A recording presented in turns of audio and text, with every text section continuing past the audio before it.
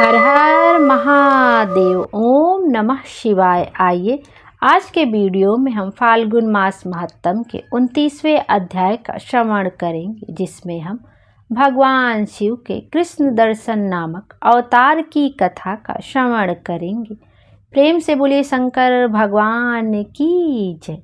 नंदीश्वर बोले, हे सनत कुमार, अब आप नभग को ज्ञान प्रदान करने वाले कृष्ण दर्शन नामक उत्तम शिव अवतार का श्रवण कीजिए। श्राद्ध देव के इक्ष्वाकु आदि जो प्रमुख पुत्र हुए, उनमें नभग 9वें पुत्र थे। उन्हीं के पुत्र नाभाग कहे गए हैं। उनके पुत्र अम्बरीश थे। वे विष्णु जी के भक्त हुए, जिनकी ब्राह्मण भक्ति से दुर्वासा जी उन पर प्रसन्न हुए थे। हे मुनि, अम्बरीश के पितामह जो नभग कहे गए हैं, आप उनका चरित्र सुनिए, जिनको सदाशिव जी ने ज्ञान दिया था। मनु के अति बुद्धिमान तथा जितेंद्रिय पुत्र नभग जब पढ़ने के लिए गुरुकुल में निवास करने लगे, उसी समय मनु के इक्ष्वाकु आदि पुत्रों ने उनको भाग दिए बिना ही अपने अपने भाग को क्रम से विभाजित कर लिया।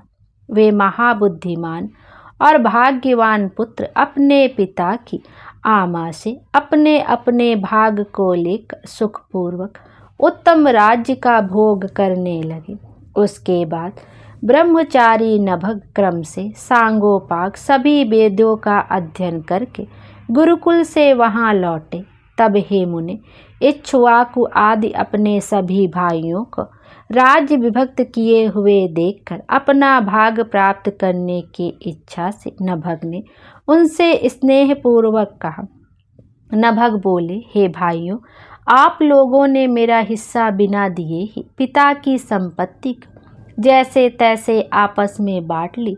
अब मैं अपने भाग के लिए आप लोगों के पास आया हूँ। उनके भाइयों ने कहा, दाय का विभाग करते समय हम लोग तुम्हें भूल गए। अब हम लोगों ने तुम्हारे हिस्से में पिताजी को नियत किया है। अब तुम उन्हीं को ग्रहण करो, इसमें संदेह नहीं है। भाइयों की बात सुनकर नभग अत्यंत विस्मित हो गए और अपने पिता के पास आकर कहने लगे। नभग बोले, हे तात, जब मैं ब्रह्मचारी होकर गुरुकुल में पढ़ने के लिए चला गया था, तभी उन सभी भाइयों ने मुझे छोड़कर सारा राज्य बांट लिया। वहां से लौटकर जब मैं अपने हिस्से के लिए उनसे आदरपूर्वक पूछने लगा, तो उन्होंने आपको ही मेरे भाग के रूप में दिया। इसलिए मैं आपके पास आया हूँ। नंदीश्वर बोले, हे मुने, उनका वचन सुनकर विस्मित हुए पिता श्राद्ध देव ने सत्य धर्म में निरत अपने पुत्र को धीरज बंधाते हुए कहा। मनु बोले, हे तात, तुम भाइयों की बात में विश्वास मत करो। इनका यह वचन तुम्हें धोखा देने के लिए है। मैं तुम्हारे भोग का साधनभूत परम दाय नहीं हूँ, किंतु उन धोखेबाजों ने तुम्हारे लिए मुझे दाय भाग के रूप में दिया है। अतः मैं तुम्हारे जीवन निर्वाह का ठीक ठीक उपाय बताता हूँ। तुम श्रवण करो। इस समय आंगिर सागोत्रीय विद्वान ब्राह्मण यज्ञ कर रहे हैं। उस यज्ञ में वे अपने छठे दिन के कर्म में भूल कर जाते हैं। अतः हे नभग, हे महाकवि, तुम वहां जाओ और जाकर विश्वदेव संबंधी 2 सूक्तों को उन्हें बतलाओ, जिससे वह यज्ञ शुद्ध हो सके। उस यज्ञ कर्म के समाप्त हो जाने पर जब वे ब्राह्मण स्वर्ग जाने लगेंगे, तो वे प्रसन्न होकर यज्ञ से बचा हुआ धन तुम्हें दे देंगे। नंदीश्वर बोले, पिता की यह बात सुनकर सत्य बोलने वाले नभग बड़ी प्रसन्नता के साथ वहां गए, जहां वह उत्तम यज्ञ हो रहा था। और हे मुने, उस दिन के यज्ञ कर्म में उन परम बुद्धिमान नभग ने विश्वदेव के दोनों सूतों को स्पष्ट रूप से कहा। यज्ञ कर्म के समाप्त हो जाने पर वे आंगिरस विप्र यज्ञ से बचा हुआ सारा धन उन्हें देकर स्वर्ग चले गए। उस श्रेष्ठ यज्ञ के शेष धन को ज्यों ही नभ ने लेना चाहा, उसी समय यह जानकर उत्तम लीला करने वाले शिव जी शीघ्र ही प्रकट हो गए। वे कृष्ण दर्शन शिव जी सर्वांग सुंदर तथा श्रीमान थे। यज्ञ से धन किसका भाग होता है, इस बात की परीक्षा करने के लिए तथा नभक को भाग अथवा उत्तम ज्ञान देने के लिए वे प्रकट हुए थे। इसके बाद परीक्षा करने वाले ऐश्वर्यशाली उन कल्याणकारी शंकर ने उन मनुपुत्र नभक के पास उत्तर की ओर से जाकर उनका अभिप्राय जानने के लिए उनसे कहा। ईश्वर बोले, हे पुरुष, तुम कौन हो? तुम्हें यहाँ किसने भेजा है? यह यज्ञ मंडप संबंधी धन तो मेरा है, तुम इसे क्यों ग्रहण करते हो? मेरे सामने सत्य सत्य बताओ। नंदीश्वर बोले, हे तात, मनुपुत्र कवि नभग ने उनका वचन सुनकर अत्यंत विनम्र होकर उन कृष्ण दर्शन पुरुष से कहा। नभग बोले, यज्ञ से अभिशिष्ट प्राप्त हुए इस धन को ऋषियों ने मुझे दिया है। हे कृष्ण दर्शन, तब आप इसे लेने से मुझे क्यों मना करते हैं? नंदीश्वर बोले, नभग द्वारा कहे गए सत्य वचन को सुनकर प्रसन्नचित कृष्ण दर्शन पुरुष ने कहा। कृष्ण दर्शन बोले, हे तात, हम दोनों के इस विवाद में तुम्हारे पिता प्रमाण हैं, जाओ और उनसे पूछो। वे जो कुछ भी कहेंगे वही सत्य रूप में प्रमाण होगा। नंदीश्वर बोले, हे मुने, उनका यह वचन सुनकर मनुपुत्र कवि नभग अपने पिता के पास आए और प्रसन्नता से उनकी द्वारा कही गई बात के विषयों में पूछने लगे। तब उन श्राद्ध देव मनु ने पुत्र की बात सुनकर शिव जी के चरण कमलों का स्मरण किया और वस्तु स्थिति को समझकर उससे कहा। मनु बोले, हे तात, मेरी बात सुनो। वे कृष्ण दर्शन पुरुष साक्षात शिव हैं, सब वस्तु उन्हीं की है और विशेषकर यज्ञ से प्राप्त वस्तु उन्हीं की है। यज्ञ से बचा हुआ भाग रुद्र भाग कहा गया है। उनकी प्रेरणा से कहीं कहीं बुद्धिमान लोग ऐसा कहा करते हैं।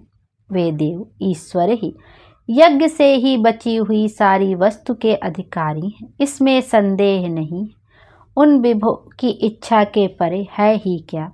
हे नभक, तुम्हारे ऊपर कृपा करने के लिए ही वे प्रभु उस रूप में आए हैं। तुम वहां जाओ और अपने सत्य से उन्हें प्रसन्न करो।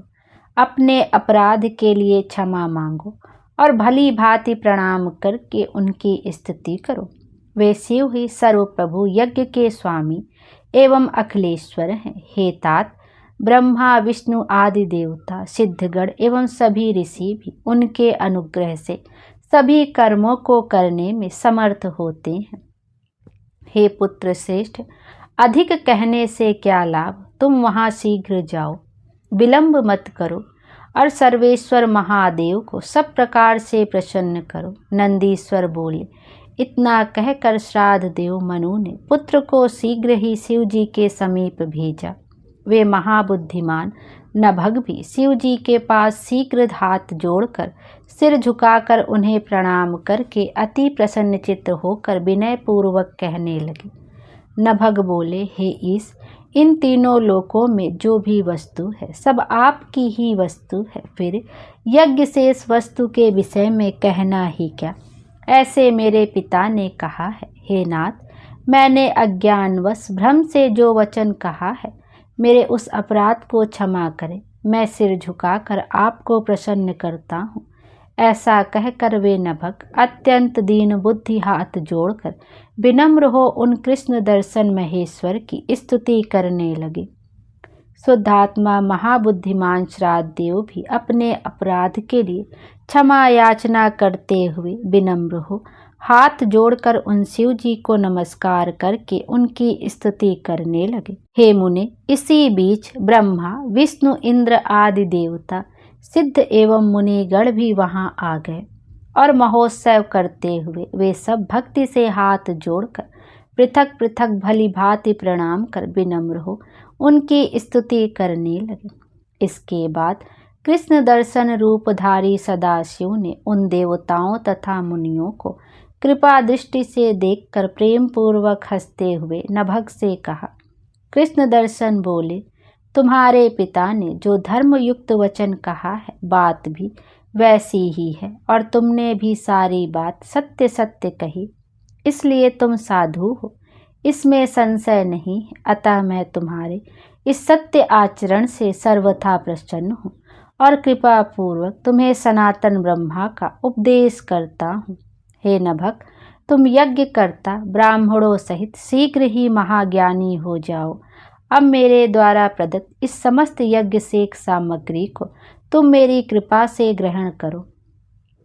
हे महामते, तुम निर्विकार होकर इस संसार में सभी प्रकार का सुख भोगो। मेरी कृपा से तुम यज्ञ करता ब्राह्मणों के सहित सद्गति प्राप्त करोगे। नंदीश्वर बोले, हे तात, सत्य से प्रेम करने वाले वे भगवान रुद्र ऐसा कहकर उन सब के देखते देखते वहीं पर अंतर ध्यान हो गए। हे मुनि सत्तम, ब्रह्मा विष्णु आदि वे समस्त देवगण आनंद से उस दिशा को नमस्कार प्रसन्नता पूर्वक अपने अपने धाम को चले गए।